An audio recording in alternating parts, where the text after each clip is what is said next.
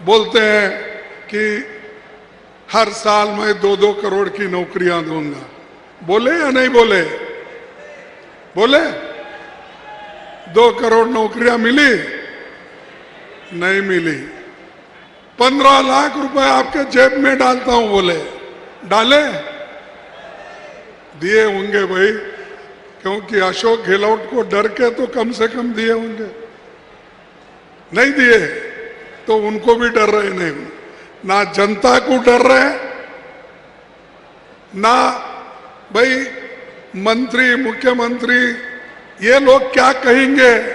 एक प्रधानमंत्री अपनी जवान देता है लेकिन उस पर चलता नहीं। लेकिन आपके मुख्यमंत्री जी जो वचन आपको दिए थे वो निभाया या नहीं? उन्होंने तो निभाया, लेकिन वो फिरते ही रहते हैं, पार्लियामेंट में कम बैठते हैं, लेकिन हर राज्य में चुनाव के लिए प्रचार के लिए वो दौड़ते ही रहते हैं। और ये तो हमारे कर्नाटक में गए, इतना दौड़े, दिल्ली से आए, गली गली घूमे, फिर भी उनको यश नहीं मिला। उसी ढंग से उन्होंने जो जो वायदा करके आए उसको एक भी निभाया नहीं। हमारा एक भी एमपी नहीं है वहां, आवाज उठाने के लिए भी नहीं है। सारे लोग मोदी मोदी मोदी बोल के वोट दिए, लेकिन मोदी क्या किया? मोदी ने तो धोखा आपको दिया, लेकिन जिन एमपीज को आपने चुन के भेजे थे उन्होंने भी आपको धोखा दिए। उन्होंने कुछ नहीं ला सके, राजस्थान को कुछ नहीं दिला सके, ना पैसा ना पानी, कुछ भी नहीं।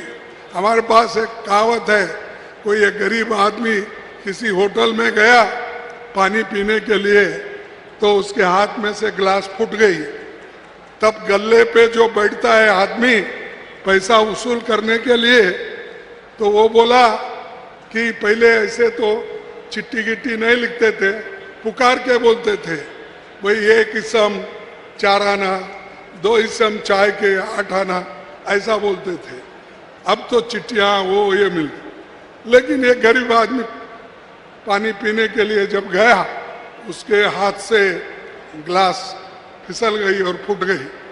तब वो पाप बेचारा डर के वो जा रहा था, तब वो जिस गले पे एक आदमी बैठा था मैनेजर, उसने बोला न खाया न पिया, गिलास फोड़ा 12 आने का।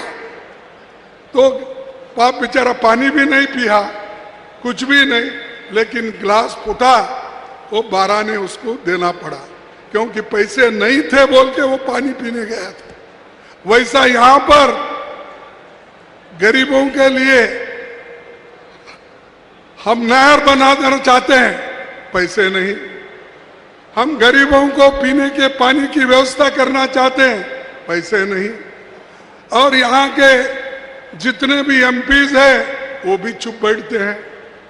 मैं किसी का नाम नहीं लेना चाहता हूं, क्योंकि काम अगर करते हैं उनको हम कहेंगे भाई ठीक है, आपकी नुमाइंदगी अच्छी कर रहा है। तो आपकी नुमाइंदगी अगर अच्छी नहीं करता है तो उसको क्या करना चाहिए? जो आगे इलेक्शन आने वाला है उसको सबक सिखाना चाहिए। भाइयों, राजस्थान में सरकार गिराने की कोशिश बहुत हो गई कि उनको सहन नहीं हो रहा था। केंद्र सरकार हमेशा ये कोशिश करते रही, जहां पर उसकी मेजॉरिटी नहीं वहां सरकार गिराओ फिर बीजेपी को लाओ, वैसा यहां कर रहे थे। लेकिन यहां के एमएलए, यहां के लोग, यहां के लीडर्स, मुख्यमंत्री सब मिलके गिरती हुई सरकार को बचाए और आज सब ये स्कीम्स आ रहे हैं। ये स्कीम आए इसीलिए कि सरकार बच गई। अगर जाती तो फिर उनके हाथ में जाता, कुछ नहीं होता। कर्नाटक में सरकार उन्होंने पहले गिराया, गोवा में गिराया, मणिपुर में गिराया, उत्तराखंड में गिराया, हर जगह सरकार, महाराष्ट्र में गिराया, हर जगह उनका काम। हम तो चुन के नहीं आते, जो चुन के आते उनको ही लेकर खरीद के अपनी सरकार बनाना, ये उनकी आदत है। मोदी जी आके एक भाषण किए थे यहाँ पर। उन्होंने क्या कहा था कि भाई यहाँ पर लाल डायरी मिली है, और लाल डायरी मिली है, उसमें क्या क्या घोटाला है मैं बताऊंगा। उन्होंने कहा, साहब वो लाल डायरी में क्या लिखा है आपको मालूम? लाल डायरी में लिखा है कि आने वाले चुनाव में कांग्रेस पार्टी राजस्थान में अपनी सरकार बनाएगी। उस डायरी में लिखा है फिर से कांग्रेस आएगी। तो अगर चाहते हैं तो वो लेके जाओ, देखो और एक बार। अरे जो काम हम कर रहे हैं उस काम को देखिए। तुम्हारी लाल डायरी है, पीली डायरी है, काली डायरी है, वो लेके क्या करते हैं? हमने जो काम किया उधर देखो, लेकिन उसकी टीका तो आप नहीं कर सकते। आज गरीब और अमीर में इतनी खाई है, हम उसको सभी लोग अब देख रहे हैं। अमीर अमीर बनते जा रहा है, गरीब गरीब बनते जा रहा है, और इस देश में 98 लोग देश की संपत्ति लूट रहे हैं। वो सब मोदी साहब के दोस्त हैं। 58%, और गरीब सिर्फ 2-3% में जी रहा है।